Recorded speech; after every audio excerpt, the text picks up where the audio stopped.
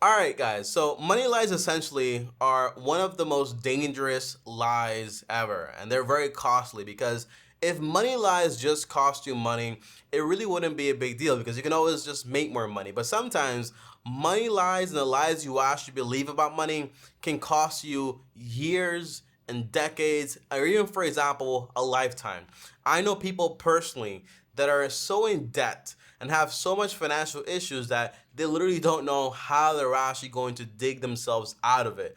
And people that just basically went ahead and believed all the lies they actually heard about money, thinking obviously it was true. And now they're like in their 70s and they're like, well, what am I going to do now? Okay, it's way too late for me. So again, these lies can cost you years and years of your life. And that's why I'm making this video. And by the way, I know I said I'll give you 5, but in reality, I'm going to give you 7. So watch this whole video. Now, do me a favor and actually smash the like button. Now, the very first lie is going to be, if you can afford the monthly payment, then it means you can actually afford to buy whatever it is you want to buy.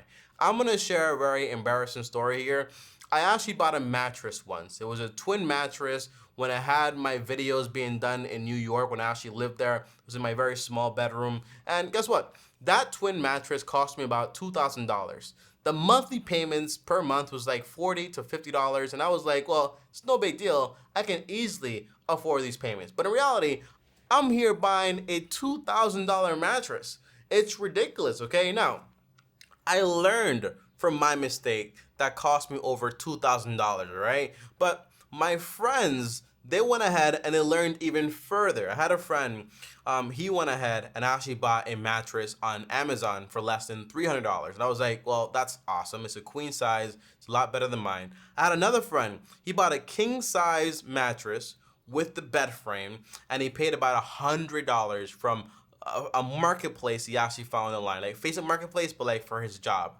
And then I had another friend, and they were like, well, I'm not even gonna buy a mattress. My mattress is good. I just need a new topper. And I was like, well, that's even awesome, okay? And they paid about like 50 to like 70 something dollars, right? And they bought it at Walmart. So the answer is, literally, when it comes to a monthly payment, it does not tell you if you can afford something. The sticker price tells you if you can afford something. If I was just thinking about spending $2,000 on a mattress, I would have said no. But I was thinking about paying $40 to $50 every single month for about, like, I think it was like like 2 3 years. I think it was insane. Insane. All right. And by the way, obviously, I used the bed example, but for most people, that's going to be a car payment. Just because you can afford to pay $500 per month on a car doesn't mean you can afford to buy a $30,000 to $40,000 car. Just buy yourself a used vehicle you can afford to pay cash for and ride it around for 5 years. And at the end of 5 years, you either paid off 30K in debt, or you have, for example, invested $30,000 plus all the money you made on top of that, okay? So again, monthly payments do not tell you if you can afford something, all right? That's the first lie I want to basically tell you that's not true. Now, number 2 is a lie that I actually care if you actually believe me or not, but at the same time, I don't care if you believe me or not, because I'm more just like tired of arguing this point with people that just keep playing stupid games and winning stupid prizes and keep, for example, lying to everyone else also. Because by the way, the biggest lies are the lies you tell yourself and you actually start to believe them. Once you believe them, you have a lot of conviction to try to convince other people about them. And this lie is going to be, it's free money when it comes to credit cards. Credit cards are no big deal. They're actually great, okay? By the way, I'm kidding about that last part I said. But I actually had at a certain point 13 credit cards. I got bonuses of $300, $500. I got credit cards that gave me 5% cash back. I had credit cards that gave me 18 months to buy whatever I want and pay absolutely no interest. But guess what? There is no free lunch. This is marketing. You end up spending a lot more money than you would anyways. By the way, that is scientifically proven. You spend about 12 to 18% more by using plastic. And on top of that, a lot of the stuff you buy, you just don't need, all right? I can't tell you what I bought, but I can tell you 95% of all the things I bought with credit cards were things I absolutely did not need, all right? And by the way, just because you pay your bill every single month and you're not paying any interest, the credit card company is not losing. They have transaction fees they actually get as revenue. They have deals with companies and so on, okay? They don't lose. You lose because you end up spending more money than you would anyways.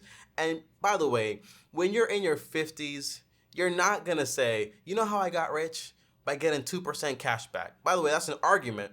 And people say, well, you know, it's just free money anyways. I'm not here to argue, but I am here to tell you that it is not a free lunch. And whenever you play with snakes, no matter how good you are at being a snake tamer or a snake master, eventually you will get bitten. That's what you get for playing with snakes, all right? Now, number 3, guys, is going to be you should buy it. It's an investment. Or I bought it. It's an investment. That's why I bought it, okay? It's a sacrifice, but it's an investment. It's gonna pay off in the future, all right? You'll see this a lot with a few things, okay? One, you see with people buying homes they can't afford. Buying homes that cost $400,000 and being on the hook for like 30 years on this thing, okay? Buying cars they can't afford, getting into colleges they can't afford, buying phones they can't afford, and all in the sense of, hey, it's an investment, it's going to pay itself off soon. By the way, the definition of investment is basically having your money work and earn you more money without putting at risk your capital, all right? That's the core idea. When you buy a house, how much money does a house actually make you? 0. It costs you money, okay? When you buy a car, how much money does the car actually make you? Unless you're an Uber, right? That's different. But the car is actually going down in value. So it's not an investment. Same thing with a phone. And by the way, an education. Getting an education and getting into massive debt when you could have just gotten another skill and not gotten into any debt and work and even earn more money, the answer is it's also not going to be a good idea. That's why whenever I'm trying to think about buying a home these days, I'm trying to own this home. So what's the home I can buy and own as fast as I possibly can? What's the car I can buy and pay cash for? Because, you know, these are all things you need, and not everything you need is going to be an investment per se, but every single investment you make needs to be an investment by definition. So you can't just call something that's not an investment and make dumb decisions and just say, well, it's an investment. It'll pay itself off. No, it doesn't work that way. And that's why a lot of people are in massive debt and they're basically drowning, and every time they get paid, the check just leaves like water. It gets put to the mortgage, the car payment, to the credit cards, to everything, and they don't know how to actually clean this mess up. Now, number 4 is an idea that has been getting more popular and popular every single year, but it's still a lie, okay? You gotta spend money to make money. And I've seen people say on the internet, you know, every single year, I go broke. I end the year with $0. I don't have any money ever, okay? The answer is, you know, yes. By definition, in order to actually build up your investment account, you have to buy investments. And by definition, that is you spending. But is it a smart idea to go broke every single year buying investments? The answer is no, because that puts you in a position where if something goes wrong, you have no way to actually fix it in a way, okay? And by the way I think about money is as if money was a real person. Although I know it's not a real person, but I think about it as a real person, as though it's my employee, okay? So money's my employee. If I give money an impossible task to earn for itself, for example, 100% in 2 months or a year, it's not gonna happen. If I give money a task that it has, for example, I have no knowledge of the task, it's not gonna happen, okay? It's like giving an employee a job they don't know how to do. It's not gonna work, all right? So you gotta put money in profitable areas you actually understand that don't take on that much risk, so that way it can multiply, make you more money, and with that money, the money makes you have to work less. You can work less, okay? That's the whole idea. And the most powerful thing about money is not going to zero or spending all your money or always investing all your money, but it's just time and compound interest. That's the most powerful thing. Time and compound interest. You give money enough time to multiply itself, you'll become a millionaire, okay? In time. But it takes time and people don't like that, all right? Now, number 5 is the rich get richer and the poor get poorer. Is that true? The answer is yes. In a way it is, okay? Rich people tend to get more rich. because they have more money to invest and make themselves more money. That's the truth, okay? And what got them rich, those same habits, those same ideas, they keep applying them, thus they get more money. Poor people, for example, what keeps them poor, as they keep growing, guess what happens, okay? And as they keep making more money, they keep making worse and worse mistakes that makes them even more poor. Because by the way, being poor is not just an income thing, but it is a net worth thing. I make 200K. My net worth is negative 5 million. What? You're not richer than the person making 30K with a net worth of 10,000. You're poorer. That's the idea. And by the way, here's the reverse here. It's true that the rich get richer, but at the same time, it's not true. And here's why. Because 80%, almost 80% of new millionaires are first-time millionaires, okay? And they did not, well, that doesn't make sense because they're obviously new, so they have to be first-time millionaires in a sense. But guess what? 80% of them on average have not inherited anything, and they don't come from rich families, so they actually work to get there. And the average one is in their 50s. So it's not like the rich get richer and that's it. No, it's poor people with good habits get rich, and they keep getting richer. That's the idea. While rich people with bad habits get poor, people that inherit money usually, and while poor people with bad habits just get worse and worse. It's the same idea. But don't think that if you're poor, you have to be poor forever. That's not true.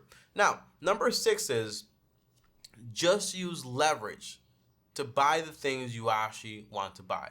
Now, I read this idea from a popular book back in the day. It was like, Tommy, if you buy real estate and you get paid $300 from that real estate property and you want to get a car with a car payment of $300, well, guess what? You bought an asset that grows in value. You use the cash to pay the loan. That's leverage, my friends. Very dangerous, because if something goes wrong, you have double the debt now, all right? And leverage, again, is a double-edged sword. I've learned that the more simple my finances are, the better things actually are for me. So be very careful with these ideas of the way you get ahead in life is just borrowing money, borrowing money, borrowing money, and using that money to get things you want. Be very careful. When you actually, well, I can't say that's like the ultimate thing, but the conclusion I've come to as far as, for example, life and money is that you want to have money to get maximum fulfillment out of life, but maximum fulfillment out of life does not come from spending money. But money is a good tool, so you actually have a lot more free time to do what you want with your free time, to find those things that actually give you fulfillment, all right? It's tricky, but once you capture that idea, it'll make you a lot better for it, all right? It's a great book on that. It's called Your Money or Your Life. It's a great book by Vicky. And number 7, guys, is don't build a family. They are expensive. I just can't wrap my brain around this. That's why you hear teenagers and young boys just basically saying all the time, you know, I don't want to get a girlfriend. I don't want to get a wife. They're too expensive. Kids are too expensive. And then you see them with these fancy cars, these fancy phones, going on all these pictures on vacation or on Instagram or whatever. And it's like, so you rather, instead of build a family, have all this dumb stuff. Makes no sense to me. But these are all money lies that if you believe, you're going to stay broke forever. And guess what? I'll use this quote to end this video because it's so powerful, but there are some people in life that are so broke that all they have is money. And you don't want to be one of those. Thanks for watching. I'll see you guys next time. Like and subscribe.